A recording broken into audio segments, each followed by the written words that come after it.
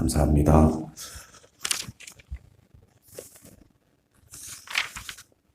(10월 6일) 화요일 아침 우리에게 주시는 하나님의 말씀은 고린도후서 8장 16절부터 24절 말씀입니다. 오늘 하루도 하나님께서 우리 모든 성도들과 함께 하시고 말씀과 기도로 주님과 동행하는 하루가 되시기를 바랍니다. 오늘 말씀은 어제 말씀과 연결되어 있는 본문입니다. 바울이 고린도 교회에 고린도 후서를 쓴 목적 가운데 하나는 예루살렘 교회를 돕기 위한 연보를 모금하는 것이었습니다. 1년 전에 그들이 작정했지만 바울과의 갈등과 불편한 관계 속에서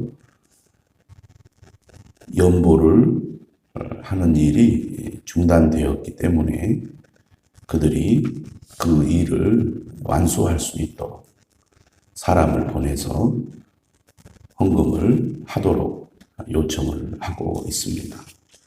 오늘 본문은 이러한 일들을 제대로 이루기 위해서 사람을 보내겠다고 바울이 말을 하고 있습니다.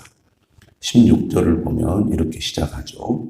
너희를 위하여 같은 간절함을 디도의 마음에도 주시는 하나님께 감사하노니 그가 권함을 받고 더욱 간절함으로 자원하여 너희에게 나아갔고.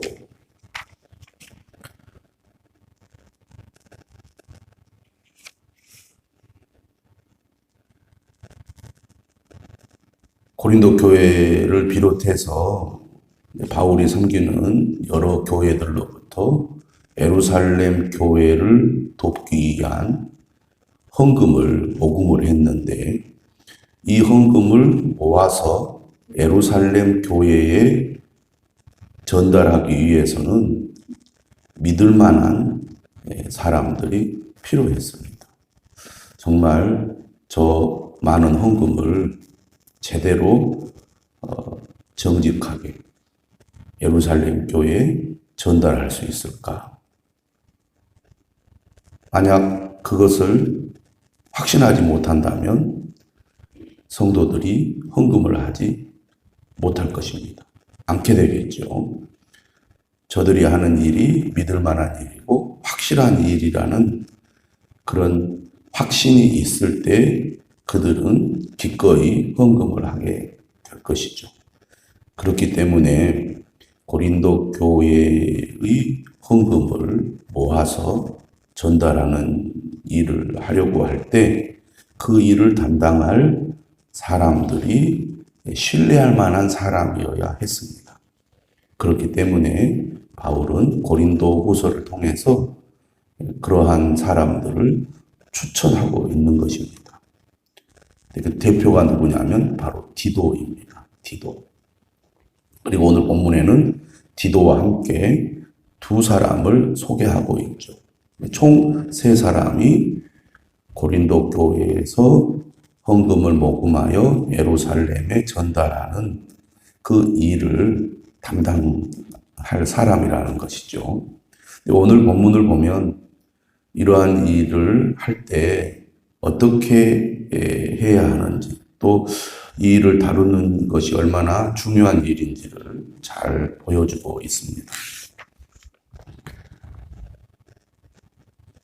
오늘 특별히 눈여겨보게 되는 몇 가지 단어들이 있는데 첫 번째는 간절함이라는 단어입니다. 16절에 간절함. 너희를 위하여 같은 간절함을 디도의 마음에도 주시는 하나님께 감사하노니. 이 간절함이라는 단어가 오늘 본문에 보면 여러 번 사용이 되고 있습니다.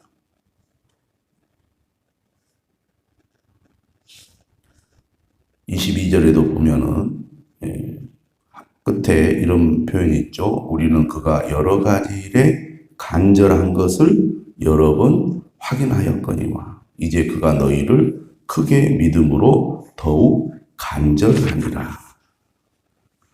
어제 말씀에도 4절에 보면은 마게도냐 교회 성도들이 우리에게 간절히 구했다 이런 표현이 나오고, 또 8절에도 오직 다른 이들의 간절함을 가지고 너희의 사랑의 진실함을 증명하고자 함이로라. 다시 말하면 예루살렘 교회를 돕기 위한 헌금을 드림으로 사랑의 진실함을 보여달라 그 얘기를 하고 있습니다. 간절함, 우리가 믿음 생활에 있어서 간절함이 매우 중요한 덕목이라는 것이죠. 주님의 일을 할 때도 마찬가지입니다. 간절함이 있어야 한다는 것이죠. 왜 간절함이 필요합니까? 사람들은 분명한 목적이 있을 때 열심을 내죠. 그 일을 이루기 위해서 최선을 다하고 그 일을 이루기 위한 간절한 마음을 드러내게 됩니다. 근데 어떤 일에 사람은 간절합니까? 자기의 자기의 필요를 구할 때. 이것이 없으면 나는 살아갈 수가 없어. 이것을 이루어야만 나는 내 삶의 의미와 가치와 목적을 이룰 수 있어. 이런 절박함이 있을 때 간절해지죠.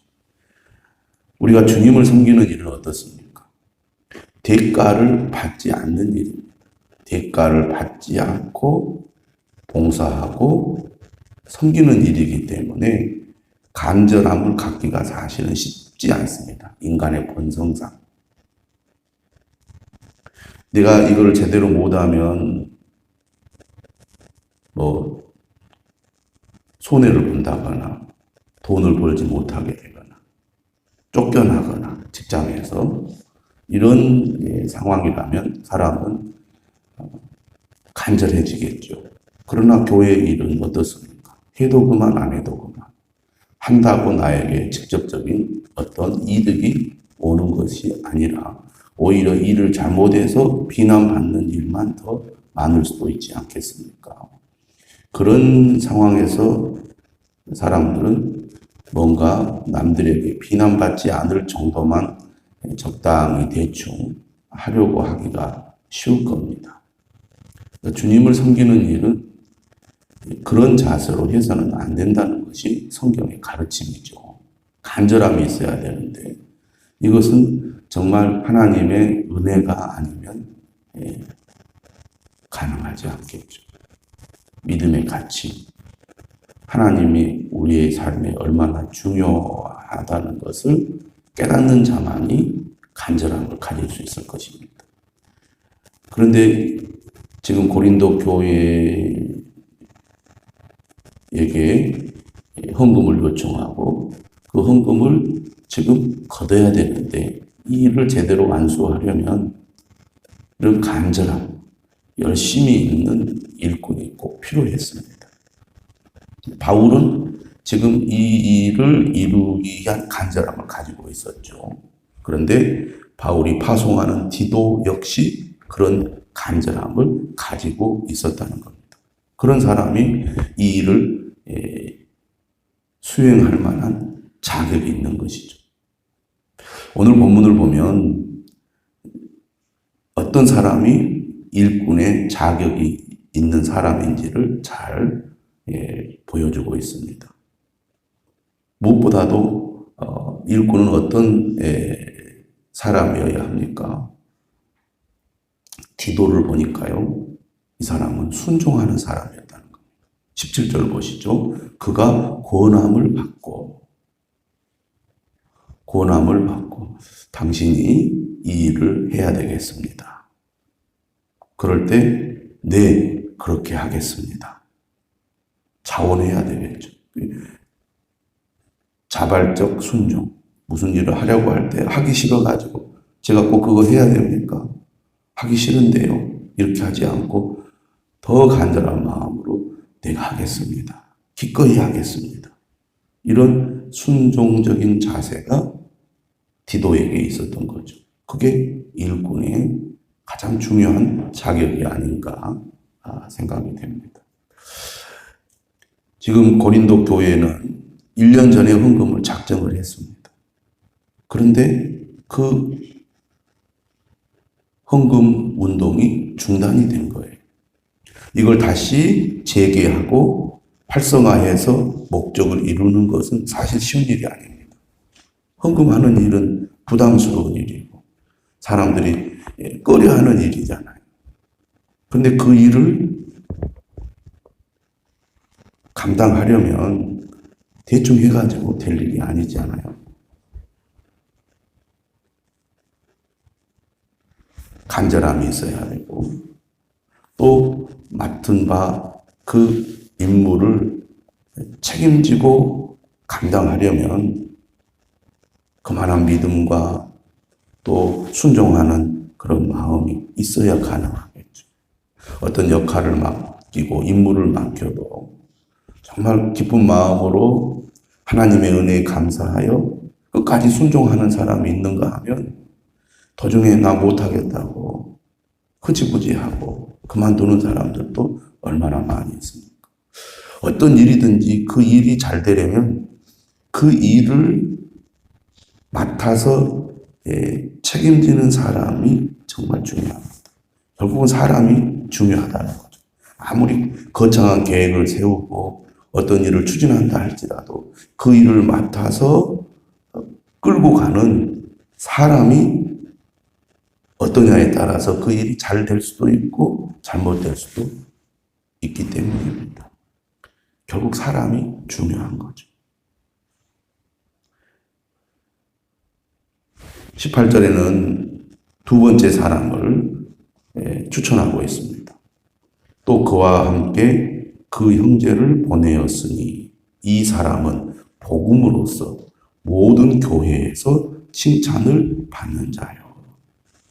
당시는 이제 바울이 복음을 전하고 교회를 세우면서 이렇게 쭉 순회하는 사역을 하지 않았습니까?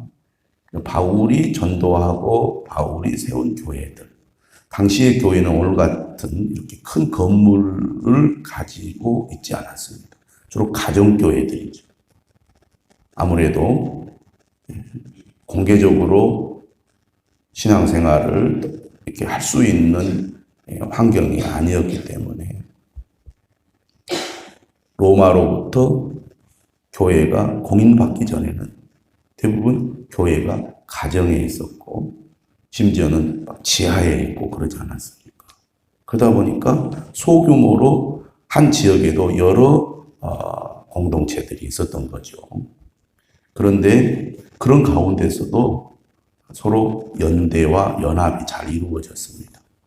아무개 공동체에 가면 아무개의 사람인데 저 사람은 참 신실한 사람이다.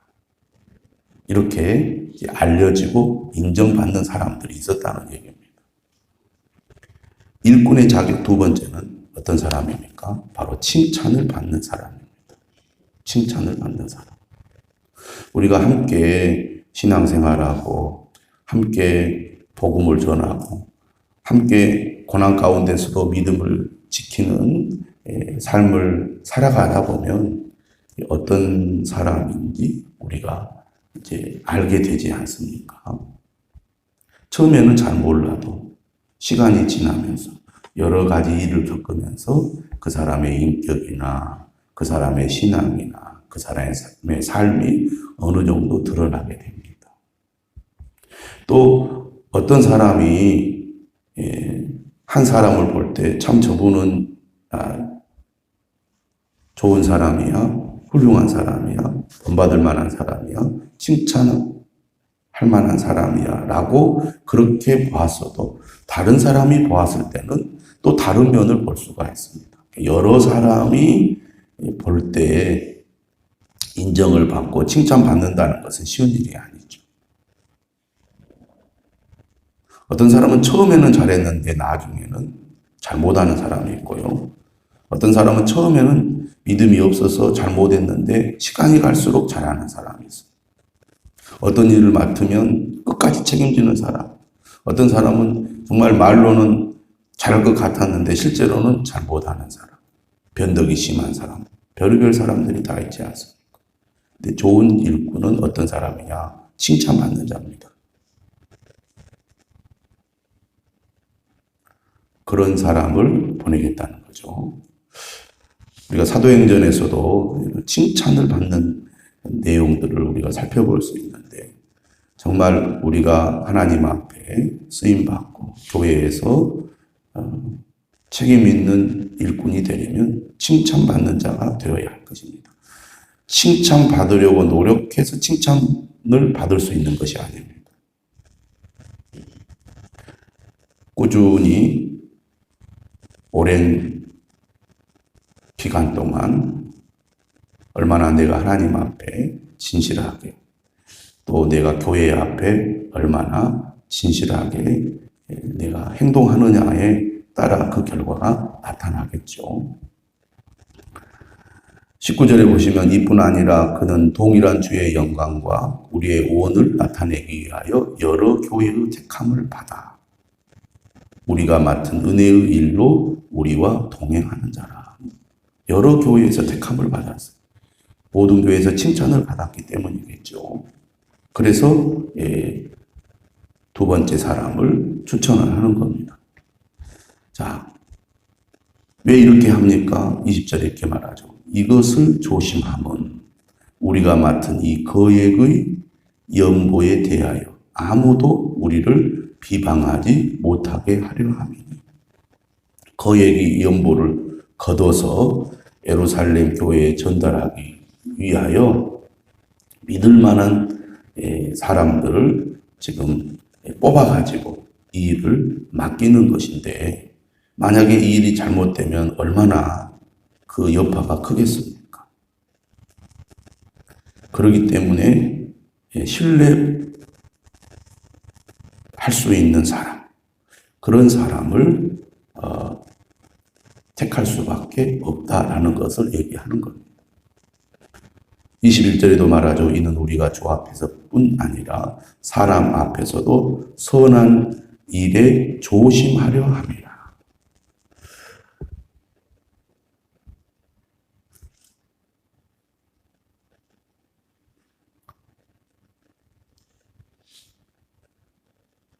세 번째로 추천하는 사람 22절입니다. 또 그들과 함께 우리의 한 형제를 보내었노니 우리는 그가 여러 가지 일에 간절한 것을 여러 번 확인하였거니와. 신뢰할 수 있는 사람은 어떤 사람입니까? 검증된 사람이죠. 근데 여기 보니까 어떻게 이 사람이 검증이 된 사람이냐면 여러 가지 일에 간절한 것을 여러 번 확인했다. 이렇게 말하고 있습니다. 열심히 있는데 그 열심이 금방 사그라든 사람이 있습니다. 아까도 말씀드렸듯이 처음에는 잘했는데 나중에는 제대로 일을 못 해내는 사람이 있다고 말해요. 그래서 우리가 일꾼을 세울 때는 반드시 검증을 해야 하고 검증을 할 때는 한 번의 일로 검증해서는 안 되고 여러 번 여러 가지 일을 통해서 검증이 될 때 그 사람이 일꾼의 자격이 있습니다. 교회에서 일꾼을 뽑을 때 또 성도들이 교회의 중직자를 선출할 때도 이러한 측면들을 살펴야 될 것입니다. 얼마나 열심히 있는가, 또 얼마나 순종하는가, 자원하는 마음이 있는가, 칭찬을 받는 자인가, 여러 가지 일에 간절한 것을 여러 번 확인시켜 주었는가, 이렇게 검증을 해서 그런 사람이 일꾼이 될 때 그 공동체가 건강한 공동체가 됩니다. 결국 교회 공동체의 질이 떨어지는 것은 일꾼의 문제가 가장 핵심이라고 하겠습니다. 먼저는 목회자의 문제겠죠. 그리고 교회의 중직자들의 문제입니다. 좋은 교회일수록 일꾼들의 질이 높아요.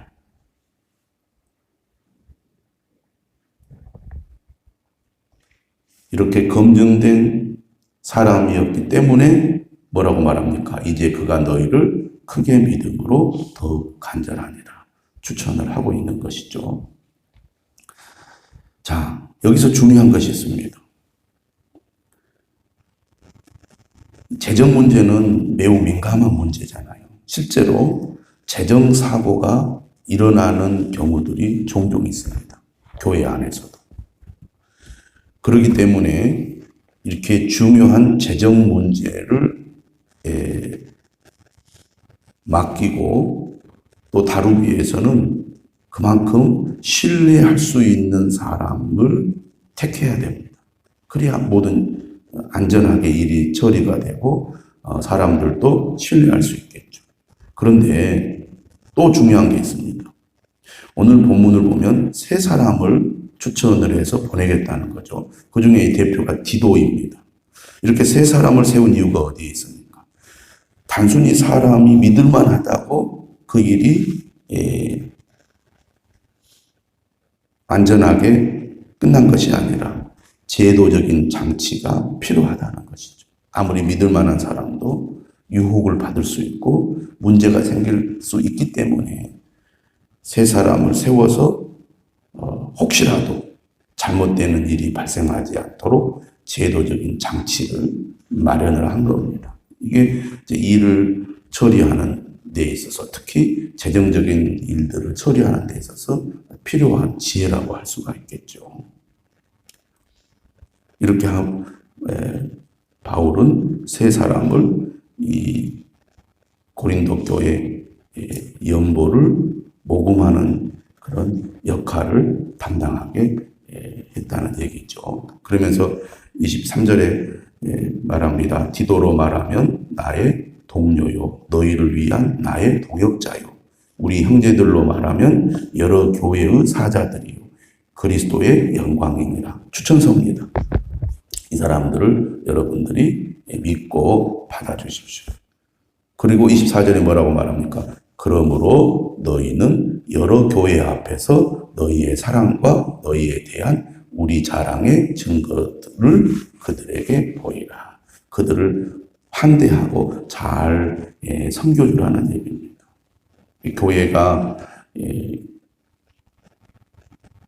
일꾼을, 사역자를, 지도자를 잘 돕고 협력하고 섬김으로써 그들도 기쁨으로 그 일을 감당할 수 있게 된다는 얘기죠.